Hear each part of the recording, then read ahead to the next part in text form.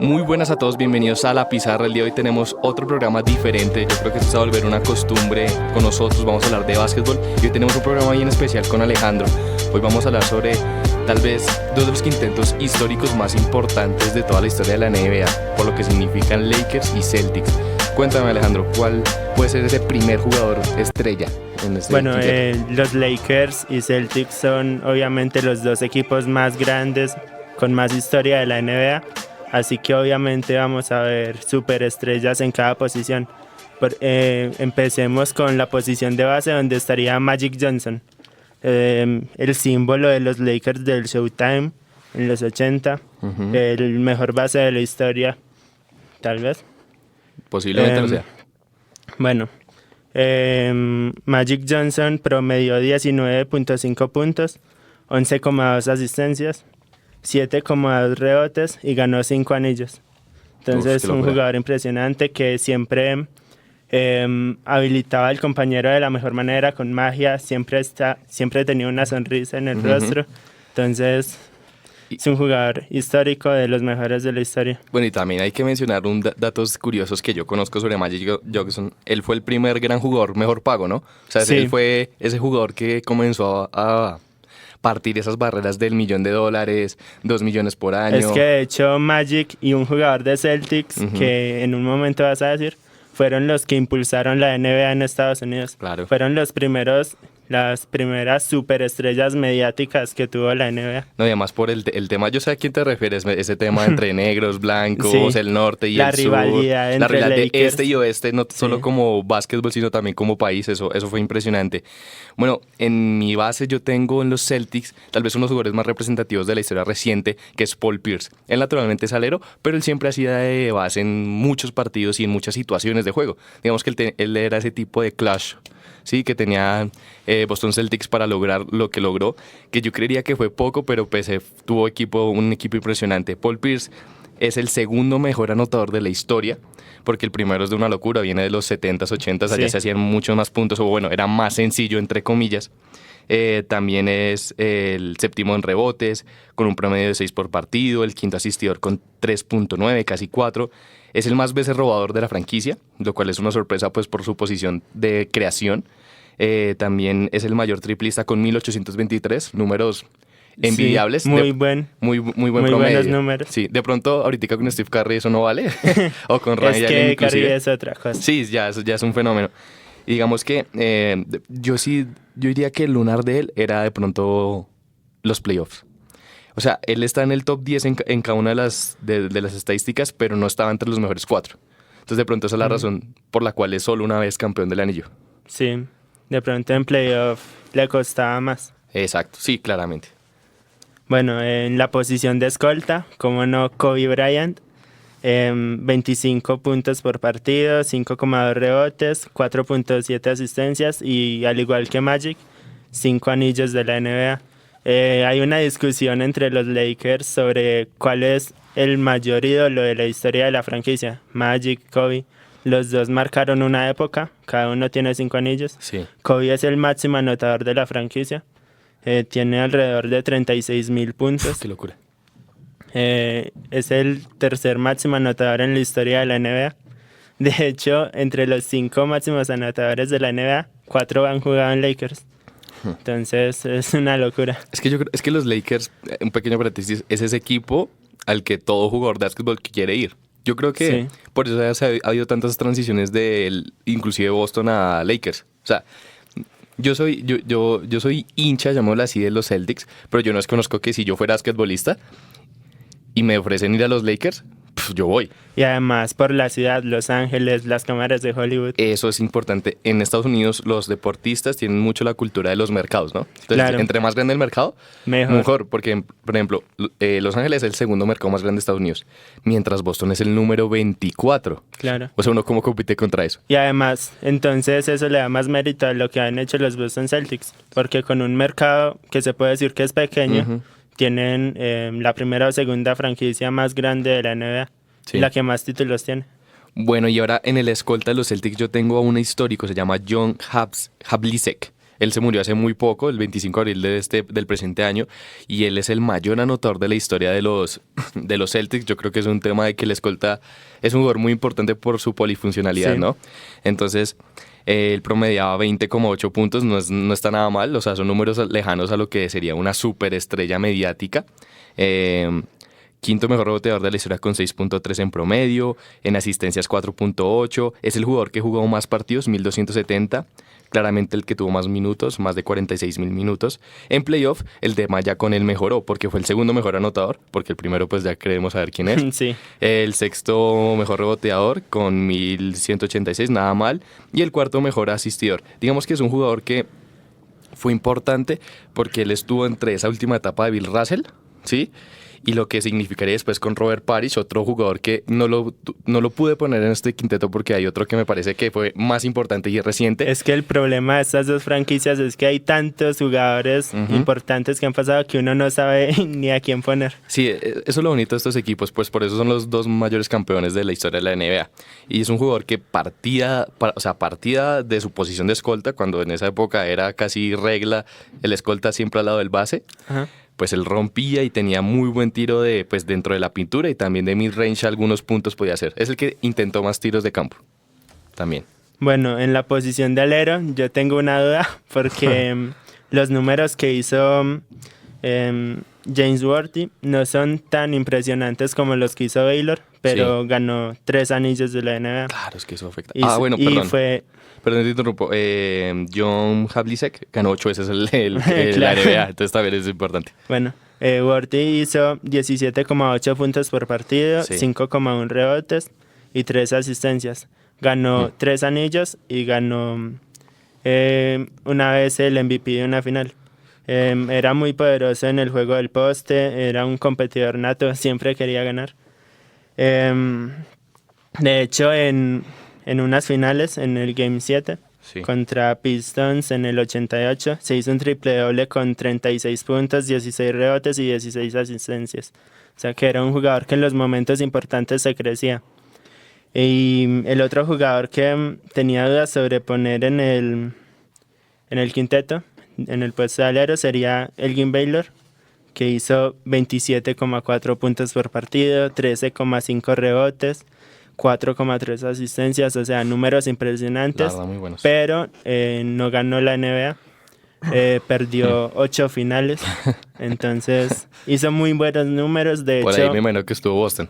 sí, claro, hizo muy buenos números, salvó a los Lakers, porque en ese momento tenían problemas financieros. Ah, claro. Ah, él es el Sí, famoso el salvador. draft número 1 que Sí, se lo claro. robaron de la escuela prácticamente, sí. Entonces, por eso tengo mis dudas, porque aunque Baylor hizo muy buenos números, Worthy ganó 3 NBA. Sí, pero yo creo que ese hito de que salvó a un equipo de la quiebra, Sí. eso es un anillo. Casi un anillo. Porque Es que posiblemente si él no hubiera llegado a los Lakers, en este momento no existirían. no existirían los laguneros. Bueno, yo creo, y aquí viene en la misma posición de alero, viene el jugador más importante de la historia de los Boston Celtics y tal vez Sí. el top 5 de la historia de la NBA. Sí, es discutible, pero yo creo que puede estar ahí. Larry Bird es el jugador más Jugadorazo. importante en la época de los 80s, en ese Showtime. Sí, en el Showtime que había de los Lakers, pues los blanquitos de los Celtics también tenían una especie de Showtime. Ellos jamás tuvieron un nombre así representativo, pero siempre se habían finales muy interesantes entre lo que fue Lakers y Larry Bird con los Celtics. En los 80 esa rivalidad fue magnífica. Claro, no, y eso fue un ataque marketinero brutal. Él es el mayor anotador de la historia con 21.791 puntos, promedio 24.3, digamos que no tiene un promedio así súper alto, de pronto pudo haber promediado un poco más, pero no está nada mal. Es el cuarto mayor reboteador, porque es que el primero es una locura. Promediaba 10 por partido, muy bien, llegar al doble dígito no es nada fácil. Es el tercer asistente con 5.695, 6.3 en estadística, fue el octavo con mayor partidos, me sorprendió este dato, la verdad, más de 34.000 minutos. El cuarto mejor triplista para un alero de la época que de pronto intentaba máximo 3 o 4 por Y partido. en esa época que no se tiraba mucho detrás. Claro, o sea, es Era, increíble. por ejemplo, en esta época ya La primera forma de atacar es un triple. En Sí. esa época no se atacaba más el aro, se jugaba creaba en la más, pintura. Sí. se creaba más juego. Era inclusive un poco más estético al momento de hacer los puntos, Sí. porque tenías que crear demasiado. Y aquí viene la razón por la cual es el mejor jugador de la historia de los Celtics. En playoffs es el mejor anotador, es el segundo mayor reboteador y es el mayor asistidor en playoffs. O sea, él era el que hacía todo Y en los además momentos tenía claves. clutch. Claro, no, ese hombre era una maravilla. El que no lo haya visto, el que le guste el básquetbol, tiene que ver videos de las finales contra los Lakers. Hay unas muy emocionantes, y creo que la más emocionante que yo he visto, una que ganó los Boston Celtics, si no estoy mal, el 83-84. Muy buena final. Creo que fue una final donde los Boston remontaron, si no estoy mal. Es que vi esos partidos hace mucho tiempo. Tal vez el jugador que le compite el tema de mejor jugador de esta franquicia a lo que es Kobe Bryant en los Lakers. Sí. En el ala pivot vamos a poner a Shaquille O'Neal, Sí. jugador dominante, imposible de defender. En la pintura era una cosa de locos. Rompía aros, Rompía aros, literalmente. literalmente.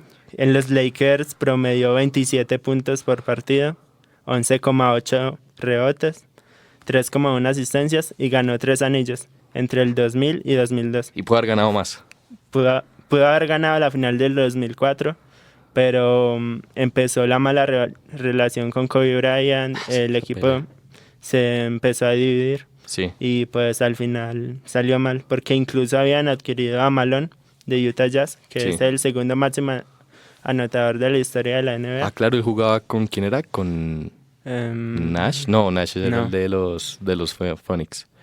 Bueno, no me acuerdo ahorita, pero sí, Sí. esa dupla de Era los una Utah dupla Jazz. histórica de los Utah pues- Jazz que no pudieron con Jordan. Sí, no, Jordan, es que Jordan. Entonces Shaquille O'Neal, un jugador para mí el más dominante de la historia, porque tenía un físico que era imposible de detener, tenía mucha fuerza. De hecho, lo describen como una fuerza de la naturaleza imposible de frenar. Sí. Entonces, un jugador de los mejores de la historia. Y en ala pivot para los Celtics tenemos a ese otro jugador, digamos que de la actualidad, que fue muy importante junto a Paul Pierce para ganar ese título del 2008. Contra los Lakers. Contra los Lakers. Pues para variar, ¿no? Esa rivalidad es muy bonita. Kevin Garnett es un jugador que duró 13 años en Minnesota tratando de volver grande esa franquicia, no lo logró, se cansó, dijo quiero ganar un anillo y en su primer año con los Boston lo Formó logró. un Big Three. Y además, sí, con Ray Allen, si no estoy mal. Sí. Entonces, es un equipo que lo tenía todo y él era el que se encargaba de pasar, de hacer mates, de defender, de taponear. Era un excelente jugador en el pick and roll. Era él, Paul Pierce o Ray Allen, pues quién más sino Ray Allen para girarse, dar un paso y tirar un triple. Tirar el triple. Exacto. Y en sus números en Boston Celtics exactamente no los tengo, pero el de los puntos es de 16.9, nada mal para una ala pivot de esos momentos que se dedicaba más a defender porque él se destacaba, era Sí. por defensa. Y en tema de rebotes, él promediaba más o menos algo así de 8,4 rebotes por partido en su carrera en los Boston, solo estoy hablando de su carrera en los Boston. Digamos que el tema de asistencias de pronto era donde más era más bajito, o sea, no hacía 3, no alcanza a promediar 3 por partido, pero es un jugador clave para el tema del título. Ese famoso grito de "sí se puede", ¿sí? cuando ganó la final. Y de pronto unos jugadores que le faltó un poquito más para haberle ganado el título del 2010 a los Lakers, pero es un jugador muy importante. Tenía la duda entre él y Robert Parrish, porque Robert Parrish es de la misma época de John, del escolta que mencionamos, pero lo que pasa es que Kevin Garnett significó volver a ganar un título después de décadas. Llevan mucho tiempo sin quedar campeones. Mucho tiempo. Y además quedar campeones contra los Lakers. Contra esos Lakers. Sí. Ahí estaba Pau, ¿no? Pau Gasol, Kobe Bryant. El 2. El chiquito, que no es que tenga ceros números, pero es que fue muy importante. Bueno, no me acuerdo el nombre, pero era un muy buen equipo. Y también era el tema de que sus mejores años, o sea, sus mejores estadísticas, sorprendentemente, fueron con los Boston. Después se fue a Brooklyn en ese trade famoso entre Sí. de un montón de picks por Kevin Garnett y Paul, si no estoy mal. Y eso significó que nos tocara el mejor Kevin Garnett de la historia. En el puesto de pivot está Kareem Abdul-Jabbar. Promedió 22.1 puntos por partido, 9,4 rebotes, 3,3 asistencias y 5 anillos de la NBA. Estuvo en el en los Lakers del 80 junto a Magic Johnson. Importantísimo en los Lakers del Showtime. Y muchos dicen que puede ser el mejor jugador de la historia, o al menos estar en el top 5 Sí, de la está en el historia. top 5, perfectamente. Y tenía un tiro histórico, el gancho. Él fue el primero en implementarlo en la NBA y de manera muy efectiva. Es un jugador que junto a Magic dieron espectáculo cada partido. Esos Lakers, de hecho, en una temporada promediaron 33 asistencias por partido. Una locura. Sí. Porque, por ejemplo, en esta época un equipo que hace 20 asistencias está muy bien. Ahora imagínense 33 asistencias por partido. Pues ellos tienen una estadística de que son el número 1 en la historia en hacer asistencias por partido, ¿no? Sí. No estoy mal. Entonces es una locura. Y yo tengo de pronto al segundo mejor jugador de la historia de los Celtics y el que tiene el récord histórico de anillos. Sí, el que más anillos tiene que en la es NBA. Bill Russell. 12 anillos y 11, y 10 de ellos, 8 de ellos consecutivos. Y entre esos 8 consecutivos, varias finales contra los Lakers. Y es el octavo mayor anotador de los Celtics, pero fue más un tema pues por todo el tiempo que jugó con ellos. 15 puntos de promedio, mayor reboteador, 22,5 rebotes por partido. Una locura. Imagínese eso hoy en día, eso es una locura. Sexto asistidor de la historia con 4.100, 4.3, 983 partidos. Es el segundo con más partidos. En tema de playoffs, digamos que él estaba bien. Pues en anotador fue el séptimo, pues jamás se destacó por ser un jugador que anotaba muchos puntos. Sí fue claramente el mayor reboteador. Promediaba 24.9. O sea, yo creo que es el primer jugador en rebotes que promedia más en playoffs que en toda su carrera en general. Y además estamos hablando de 25. O sea, 25 rebotes por partido es una locura. Yo creo que eso solo hacía Will Chamberlain cuando jugaba tranquilo en su casa. Y también digamos que quinto asistidor no está nada mal. 165 partidos en playoff. Digamos que este es un jugador de esos que ya se están extinguiendo un poco, ¿no? El tema de que el rebote es importante. Tipo así como es que sí, yo soy malísimo para los nombres. El compañero que tuvo Michael Jordan en los... Pippen. Pippen. Que él te podía anotar 5 o 4 puntos por partido. Pero ganaba todos los rebotes. Pero tenía todos los rebotes encima. Podía tener partidos de 18 rebotes. Y era un partidazo. Imagínate ese hombre que tiene 25 por playoff. Un jugador que ya casi no hay. Él sigue vivo, sorprendentemente, porque la verdad está demasiado viejo. Pero es una leyenda. Es el que entrega el premio al MVP, ¿no? Claro, ¿no? Y se lo merece. O sea, ese récord de pronto no entra en el top 5 de los más importantes de la historia de la NBA. No entra. Pero es muy importante.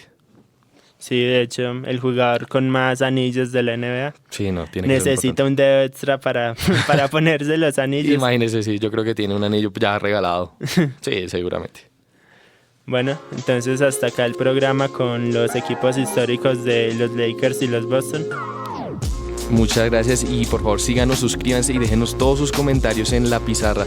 Si tienen alguna propuesta o alguien quiere contarnos algo, en los comentarios lo pueden hacer. Muchas gracias.